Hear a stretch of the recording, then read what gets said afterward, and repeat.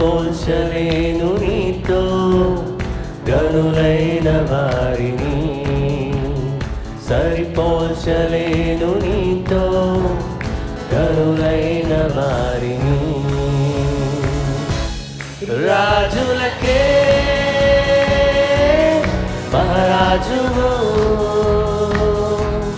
కృప చూపే దేవుడవు, నడిపించే నజరేయుడా, కాపాడే కాపరివి, నా నీతి సూర్యుడా, భువినేలు యేసయ్యా, సరిపోల్చలేను నీతో గనులైన వారిని, సరిపోల్చలేను నీతో గనులైన వారిని.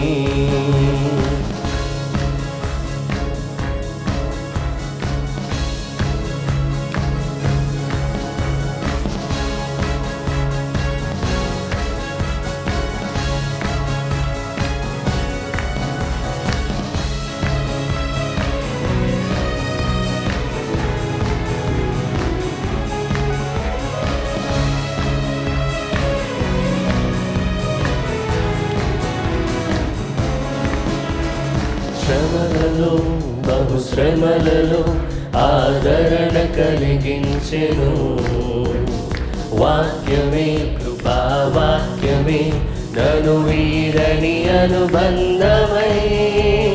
శ్రమలలో బహుశ్రమలలో ఆదరణ కలిగించెను, వాక్యమే కృపావాక్యమే నను వీరని అనుబంధమై.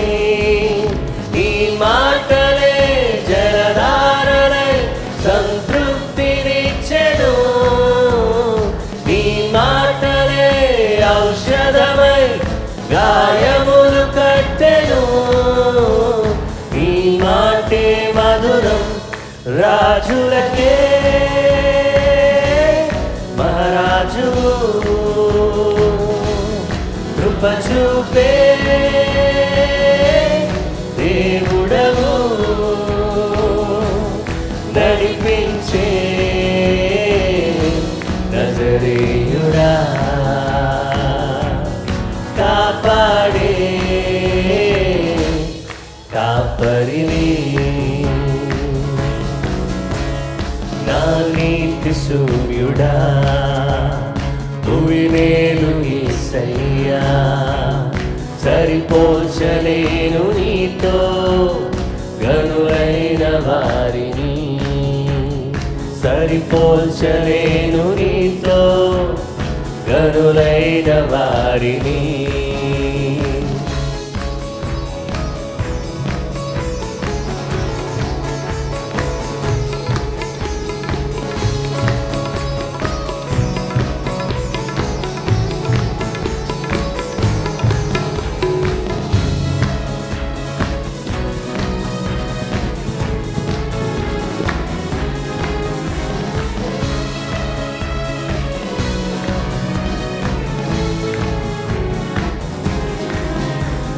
మేలుకై సమస్తమును జరిగించుచున్నావు నీవు, ఏదియు కొదువ చేయవు నిన్నాశ్రయించిన వారికి. మేలుకై సమస్తమును జరిగించుచున్నావు నీవు, ఏదియు కొదువ చేయవు నిన్నాశ్రయించిన వారికి. భీకరమైన కార్యములు చేయుచున్నవాడా, సజీవుడవై అధిక స్తోత్రము పొందుచున్నవాడా, గణపరతురు నిన్నే ప్రేమించే యేసయ్యా, నీవుంటే చాలునయ్యా, నడిపించే నజరేయుడా కాపాడే కాపరివి నా నీతి సూర్యుడా భూమినేలు యేసయ్యా సరిపోల్చలేను నీతో గనులైన వారిని సరిపోల్చలేను నీతో గనులైన వారిని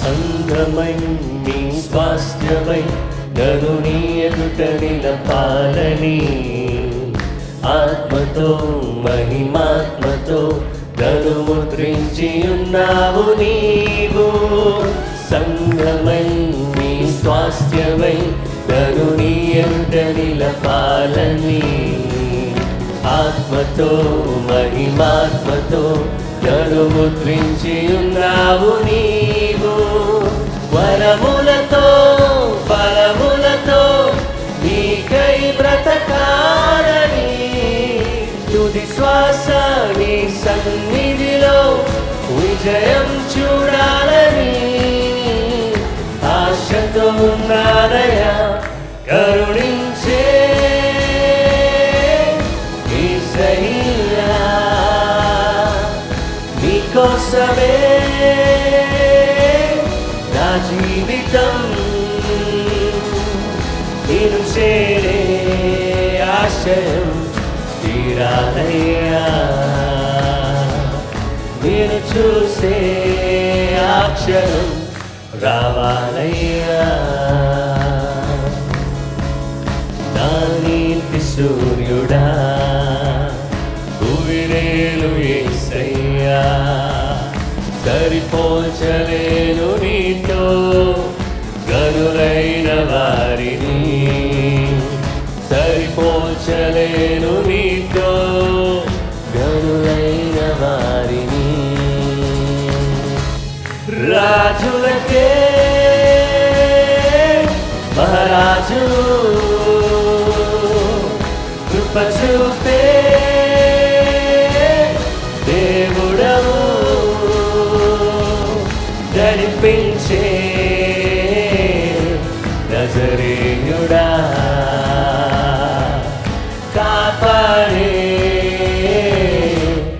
కాపరివి నా నీతి సూర్యుడా భూమినేలు యేసయ్యా సరిపోల్చలేను నీతో గనులైన వారిని సరిపోల్చలేను నీతో గనులైన వారిని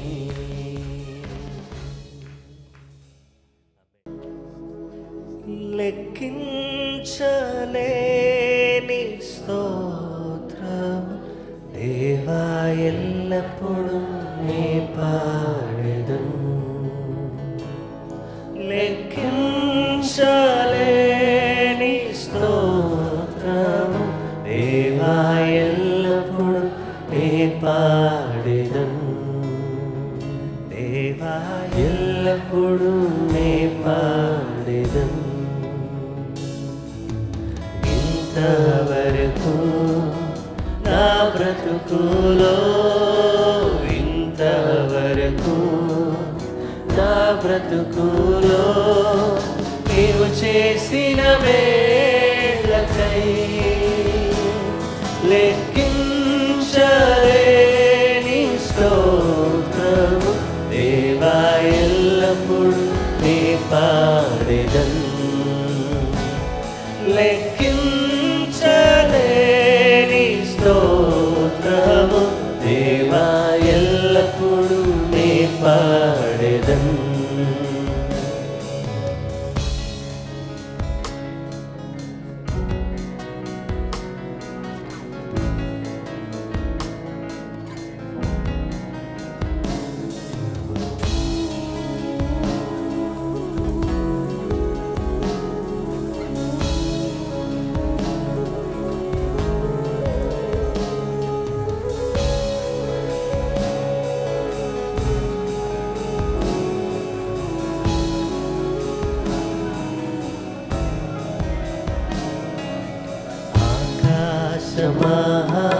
షాముల్ దాని క్రిందున్న ఆకాశము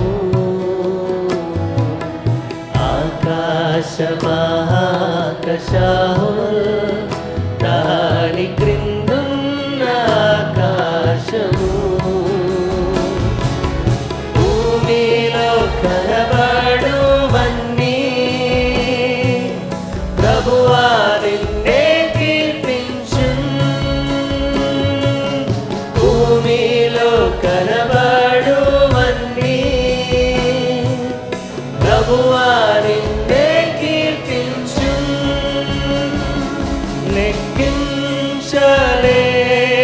స్తోత్రము దేవా ఎల్లప్పుడూ నీ పాడెదను లెక్కించలేని స్తోత్రము దేవా ఎల్లప్పుడూ నీ పాడెదను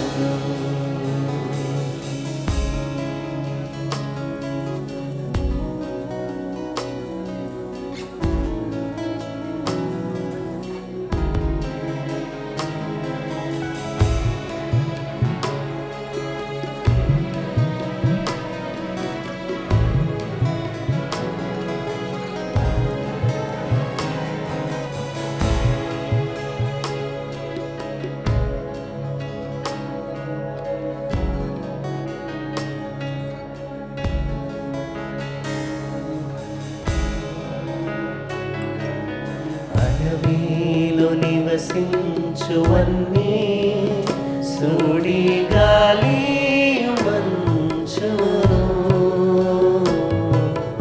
అడవిలో నివసించువన్నీ సుడి గాలి మంచును భూమిపై ఉన్నవన్నీ దేవా నిన్నే పొగడును భూమిపై ఉన్నవన్నీ దేవా నిన్నే పొగడును లెక్కించలేని స్తోత్రము దేవా ఎల్లప్పుడూ నీ పాడెదను లెక్కించలేని స్తోత్రము దేవా ఎల్లప్పుడూ నీ పాడెదను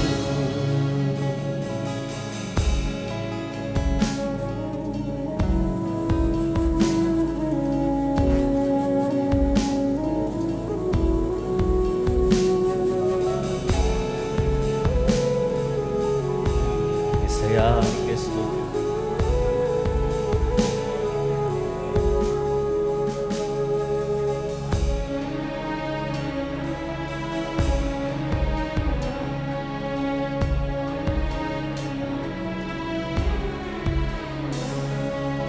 నీటిలో నివసించు ప్రాణులు ఈ భూమిలోని జీవరాశులు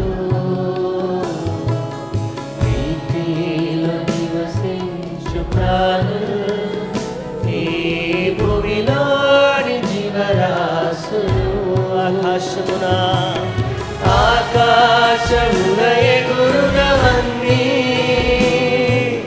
ప్రభువా నిన్నే కీర్తించున్ ఆకాశమున ఎగురునవన్నీ ప్రభువా నిన్నే కీర్తించున్ లెక్కించలేని స్తోత్రం దేవా ఎల్లప్పుడూ నీ పాడెదను లెక్కించలేని స్తోత్రము దేవా ఎల్లప్పుడూ నీ పాడెదను దేవా ఎల్లప్పుడూ నీ పాడెదను ఇంతవరకు నా బ్రతుకులో ఇంతవరకు నా బ్రతుకులో నీవు చేసిన మేలకై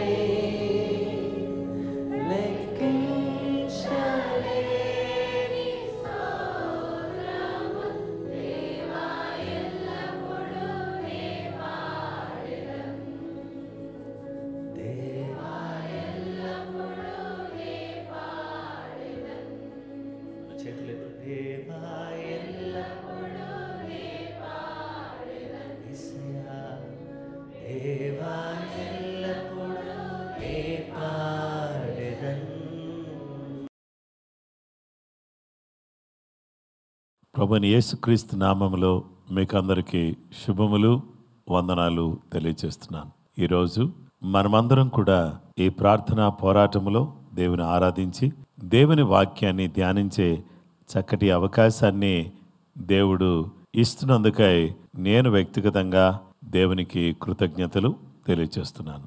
మిమ్మల్ని అందరినీ కలుసుకునే భాగ్యం ఈ ఉదయకాలాన్నే మీకు దేవుని మాటలు చెప్పే అవకాశం జీవం గల దేవుడు నాకు ఇచ్చినందుకు ఆయనకు మనసారా కృతజ్ఞతలు తెలియజేస్తున్నాను. ఈ సమయంలో దేవుని వాక్యాన్ని మనం ధ్యానం చేద్దాం. ఈరోజు మన ధ్యానాంశము హూ వీఆర్ ఇన్ క్రైస్ట్. మనము క్రీస్తులో ఏమై ఉన్నాం, లేక క్రీస్తులో మనము ఏమై ఉన్నాము అనే విషయాన్ని మనం చూస్తూ ఉన్నాం. 2 కొరింథీ పత్రిక 5:17లో కాగా ఎవడైనను క్రీస్తునందు ఉన్న ఎడల వాడు నూతన సృష్టి, పాతవి గతించను, ఇదిగో క్రొత్తవాయెను.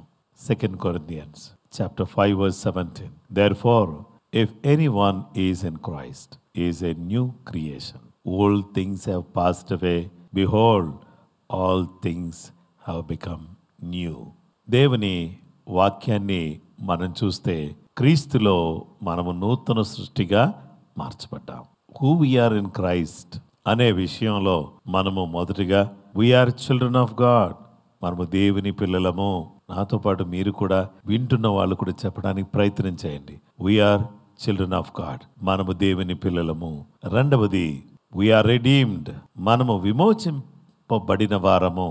అలాగునే మూడవది we are the righteousness of God, మనము దేవుని నీతి అయి ఉన్నాము. ఇక నాలుగవది అత్యధిక విజయం పొందిన వారం, వీఆర్ మోర్ దెన్ కాంకరర్స్.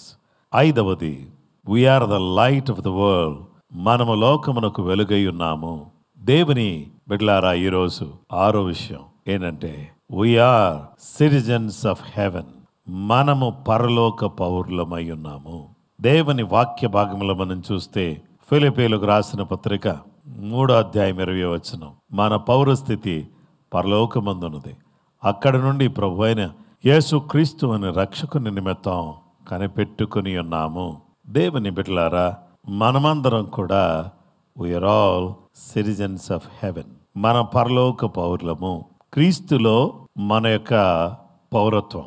అపోస్తలుడైన పౌలు మాట్లాడుతూ ఏమన్నాడంటే, అందరూ కూడా జాగ్రత్త వినండి. మీరందరూ కూడా ఏమనుకుంటున్నారంటే ఈరోజు ఉన్న రోమన్ సిటిజన్షిప్ అనేది చాలా గొప్పది అని మీరు అనుకుంటున్నారు కదా.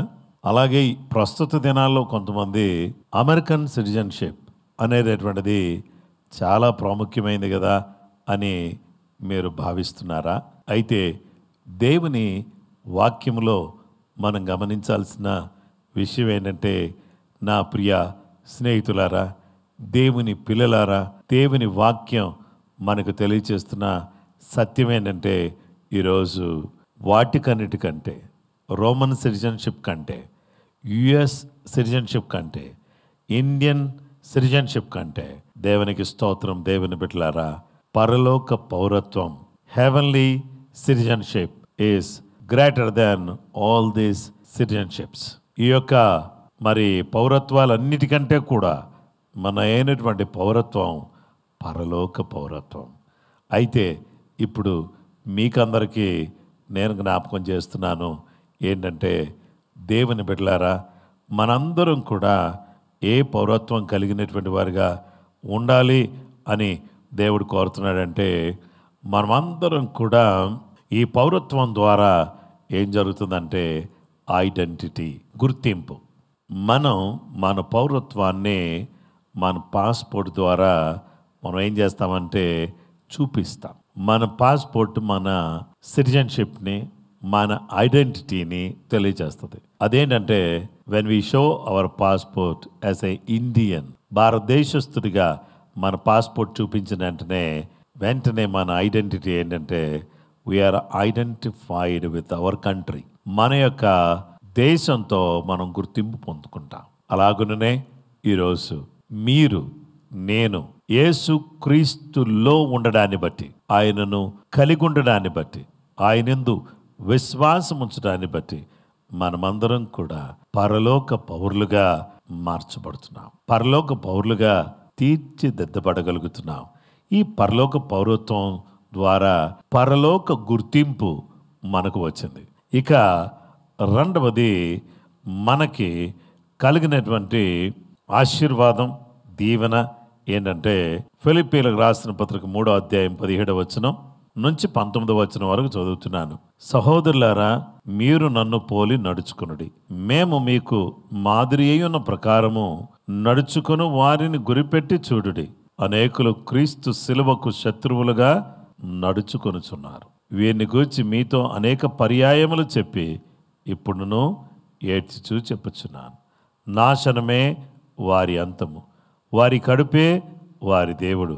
వారు తాము సిగ్గుపడవలసిన సంగతుల యందు అతిశయపడుచున్నారు. భూ సంబంధమైన వాటి మీదే మనసుంచుచున్నారు.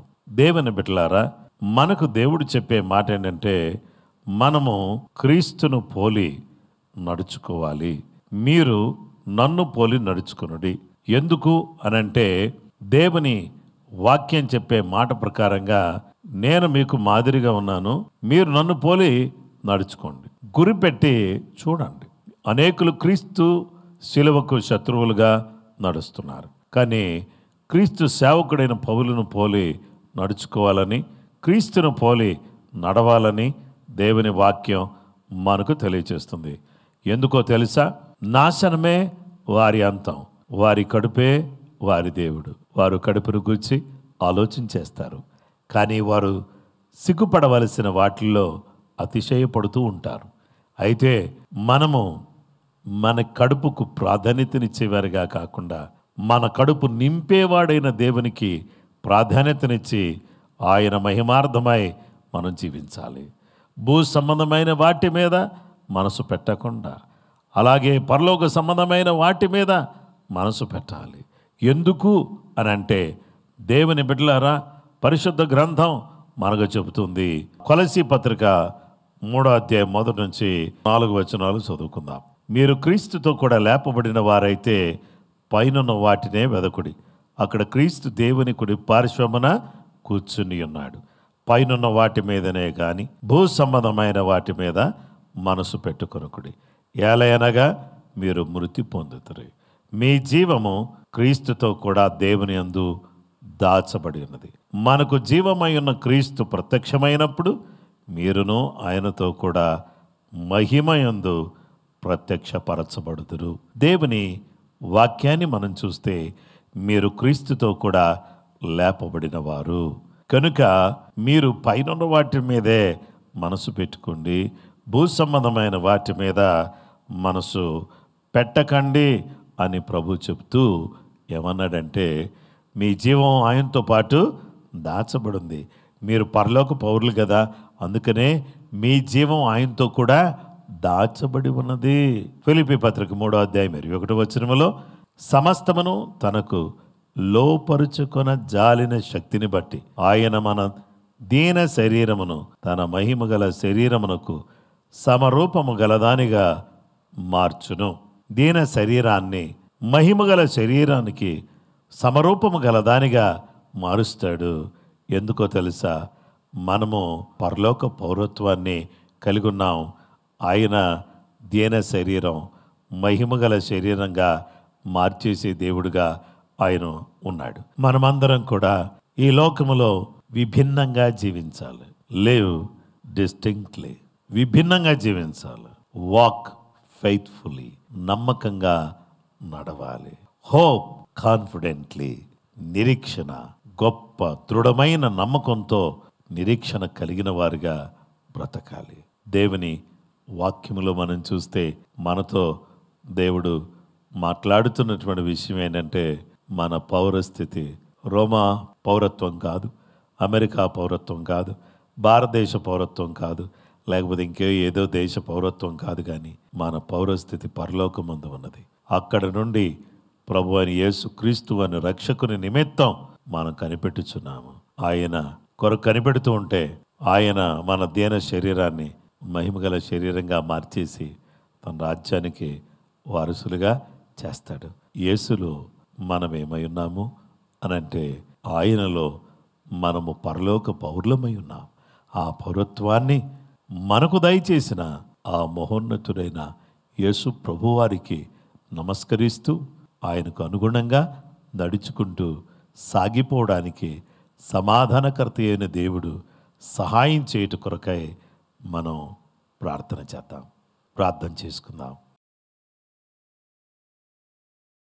మహోన్నతుడైన మా గొప్ప దేవ, సర్వశక్తిమంతుడా, పూజనీయుడా, మహాగణుడా, నీ పాదాలకు ఎనలేని వందనాలు, కృతజ్ఞతలు, స్తోత్రాలు, మహిమ, ఘనత, ప్రభావాలు మీకు ఆరోపిస్తున్నాం. ఈ సమయంలో నీ బిడ్డలమైనటువంటి మమ్మలను మీరు సారి జ్ఞాపకం చేసుకుని పరలోక పౌరులుగా మీలో మేమేమై ఉన్నామో అనే విషయాన్ని గమనించిన వారమై నీకు సరిపోయిన రీతిలో నాయనా నీకు తగినట్లుగా మేము జీవించుటకు, నడుచుటకు, నిరీక్షణ కలిగి ఉండుటకు నీ సహాయం మాకు దయచేయండి. ఈరోజు ఎవరు ఏ విధమైన సమస్యల్లో బాధపడుతున్నా, కష్టాల్లో ఉన్న, ఇబ్బందుల్లో ఉన్న అలాంటి పరిస్థితులన్నిటిలో నుంచి నీ బిడ్డలను బయటికి తీసుకురండి. అద్భుతం చేయండి. నూతనమైన కృప, నూతనమైన సహాయం, నూతనమైన ఆశీర్వాదం మీ బిడ్డలమైనటువంటి మాకు మెండుగా నిండుగా మా మీద కుమ్మరించి మీరే మహిమ, ఘనత, ప్రభావాలు పొందుకోవలసిందని కోరుకుంటూ క్రీస్తు యేసు పరిశుద్ధ నామములో ప్రార్థన చేసి వేడుకొనుచున్నాం మా పరలోకపు తండ్రి. ఆమేన్. క్రీస్తునందు ప్రియమైన సహోదరి సహోదరులారా, ఈ ప్రార్థనా పోరాటములో ఈ విధంగా దేవుని వాక్యాన్ని మనం ధ్యానించే అవకాశాన్ని దేవుడిచ్చాడు. పరలోక పౌరులుగా జీవిస్తూ ఆయనకు మహిమ తెచ్చే బిడ్డలుగా మనం జీవించటానికి కృప అందరికీ దయచేయబడును గాక. కృప మీకు తోడైనను గాక. అందరికీ ప్రైజ్ ది లార్డ్.